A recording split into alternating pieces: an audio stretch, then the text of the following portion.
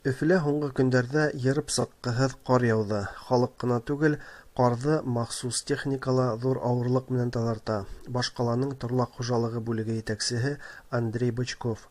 Сегодня на очистке кровель работало 350 человек, кровельщиков, 5 гидроподъемников.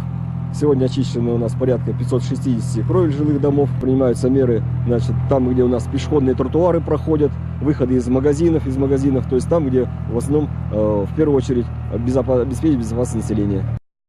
Башҡалала йәшәүселәр мэр Ирек Ялаловҡа петицияға ҡул ҡуя башланы. Унда халыҡ тиҙ арала урамдарҙы таҙартыуҙы, йорт янынан үткәндә һәр кемгә хәүеф менән янаған боҙбармаҡтарҙы бәреп төшөрөүҙе талап итә. Петиция авторҙары кире осраҡта Өфө ҡала хакимиәте башлығы вазифаһынан китергә тейеш, уның булдыҡһыҙлығынан бар халыҡ ыҙа сигергә тейеш түгел тип белдерә. Быға тиклем ҡала мэры ихаталарҙан ҡарҙы сығармаясаҡбыҙ тип белдергәйне. Быны ул аҡса наҡыҫлығы менән аңлатты.